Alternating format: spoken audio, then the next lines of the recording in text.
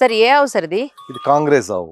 ఆ? కాంగ్రెస్ అంటారు. కాంగ్రెస్ కాంగ్రెస్ కాదు, కాంగ్రెస్. అదే కదా, హర్యానా బ్రీడ్. ఆహా, కొమ్ములు పెద్దగా ఉంటాయి. అవునవును, చాలా పెద్ద ఇంకా ఉన్నాయి మా బాబాయ్. దగ్గర పుంగనూరు ఉన్నాయి, రాతి ఉంది, ఆహా, ఒంగోలు ఉంది.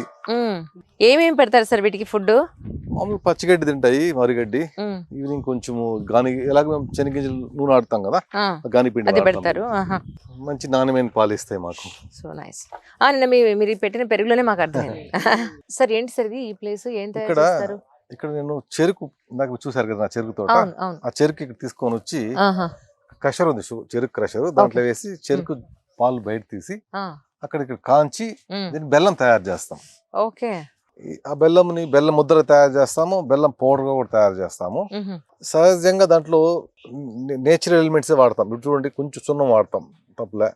బెండకాయలు ఉన్నాయి కదా, అవి కత్తిరించి జిగురు చేసి ఆ బెండకాయలు కొంచెం వేస్తాం, అవునా, నాణ్యంగా రావడానికి. అది ఇప్పుడు మీరు బయట చూడండి, బెల్లం తీసుకుంటుంటారు మార్కెట్లో అంతా, ఎన్నో కెమికల్స్ వాడేస్తుంటారు రంగు రావడానికి, మురికిపోవడానికి సోడా వేస్తుంటారు. ఇవన్నీ చాలా హాని చేస్తుంది మన హెల్త్ పైన. అయ్యో, అందుకని సహసిద్ధంగా చేసి ఇచ్చిన బెల్లం చాలా నాణ్యంగానే ఉంటుంది, తీసుకుని తిన్న వాళ్ళు చాలా ఆరోగ్యంగా ఉంటారు. ఒకసారి వాళ్ళ బెల్లంకి అలవాటు పడిన వాళ్ళు మళ్ళీ మమ్మల్ని అడుగుతుంటారు. అయితే మాకు ఆ ప్రొడక్ట్ చూపించాలి ఒకసారి. చూపిస్తాం, అదే ఇంట్లో మీకు అన్ని ఉంది. భూమి లోపల నుంచి మీరు ఈ పొయ్యి తవ్వి పెట్టారు అక్కడ? అవునండి. ఓహో, మీరు స్టవ్ కూడా ఏం వాడలేదు, ఇక్కడ కూడా నేచురల్ గానే పెట్టారు అంతా. So nice, really. ఇది వచ్చి చెరుకు క్రషర్ అండి. ఓకే. మేము ఆ చెరుకుని అక్కడ కత్తిరించి తీసుకొస్తారు, ఇక్కడ వేస్తాం చెరుకు. ఇక్కడ వేస్తే మొత్తం చెరుకు దీన్ని క్రష్ అయ్యి ఆ చెరుకు జ్యూస్ అంతా ఈ పైప్ ద్వారా వెళ్ళి ఆ పెనుములో పడుతుంది. అక్కడి నుంచి మేము దాన్ని తీసుకొని కాంచుతాం. బాగా కాంచినాక 1 or 2 hours కాంచినాక అది పాకై మళ్ళీ అది ఆ పాకనైతే కింద దోన్లు వేసుకుంటే అది ఆరినాక దాన్ని ముద్దలు పట్టడము, పొడి చేయడము. ఇది సార్, ఇది పగ్గొట్టం అండి. అక్కడ వచ్చిన మంట పొగ ఇలా వెళ్తుందా? Oh my God, oh my God. Technology ఇవన్నీ ఎక్కడ నేర్చుకున్నారు సార్ మీరు? పాతకాల పద్ధతులే కదండి ఇవన్నీ. అంతేనా? మీరేమి స్పెషల్ గా ఇది కూడా స్పెషల్ గా గొట్టాలు వాడలేదని, మట్టితోనే గొట్టం చేసాం. ఇవన్నీ పాతకాల పద్ధతులు అంతే, తాతలు చేసింది అట్లే కంటిన్యూ అంతే. అద్భుతం, అద్భుతం. రెడ్డి గారు, ఎంత పాతకాలం చింత చెట్టు అండి, ఎంత పెద్ద నీడిచ్చిందండి బాబు. అవునండి కదా, మించుగా 6 ఎకరా నీడుస్తుంది మనం. అదే ఎంత పాతది యాక్చువల్ గా. నేను చిన్నప్పటి నుంచి ఇంతే ఉంది. మా తాత వాళ్ళు మా నాన్న అడుగుతూ కూడా చెప్తే అని అంటుండే, ఆయన చిన్నప్పటి నుంచి ఇంతే ఉంది అంటే. ఇది అయితే 100 ఏళ్ళ నుంచి అనుకోవచ్చు, ఇంకా ఎక్కువ. ఓ మై గాడ్, ఈ చెట్టుకు 100 ఏళ్ళు ఎప్పుడో ఎక్కువ. So nice. సార్ ఇదేం పంట సార్? ఇది వరి అండి. ఇది వచ్చి ఏ వరి వేశారు? ఇంద్రాణి వేసాను దీంట్లో. ఇంద్రాణి అనేది కొంచెం మంచి సెంటెడ్, చిన్నపిల్లలకి ఇష్టంగా తినే ఆహారం ఇది. అట్లా అది కూడా దేశవాళీ వరి వంగం. ఇక్కడ మీకు వాటర్ కి ఏం ప్రాబ్లం ఏం లేదండి. ఇంకోటి ఏంటంటే 90% నీటిని ఆదా చేయొచ్చు ప్రకృతి వ్యవసాయంలో, 90% కరెంట్ ఆదా చేయొచ్చు. అందరూ అనుకుంటా కరెంట్ ఫ్రీ అనేసి, నెక్స్ట్ వచ్చే వాళ్ళు గవర్నమెంట్ కరెంట్ ఛార్జ్ కూడా తీసుకుంటారు ఇంకా. అందుకని రైతులు కాషియస్ గా ఉండాలి. మేము చేసే విధానం వల్ల కరెంట్ 90% ఆదా చేసుకోవచ్చు, నీరుని 90% ఆదా చేసుకోవచ్చు ప్రకృతి విధానం. మట్టి ఆరోగ్యంగా ఉంటే పంట ఆరోగ్యంగా వస్తుంది.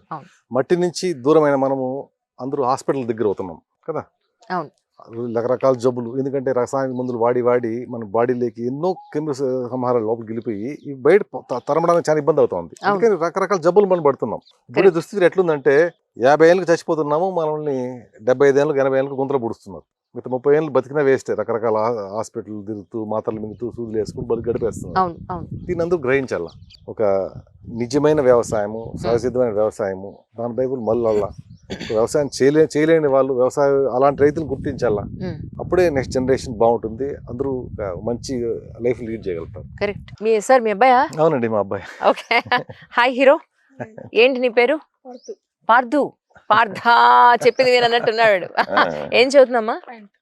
9th? ఓ రైట్. ఇతనికి చిన్నప్పటి నుంచి నేను పొలంలో తీసుకెళ్ళడము అని నేర్పిస్తున్నా. ఓకే, ఇంత చిన్న వయసు నుంచి. తను ఇప్పుడు నుంచి అర్థం చేసుకోవాలి సాయిల్ అంటే ఏంటి, మనం ఏం స్ప్రే చేస్తున్నాము, ఏం ఆహారం ఇస్తున్నాం సమాజానికి.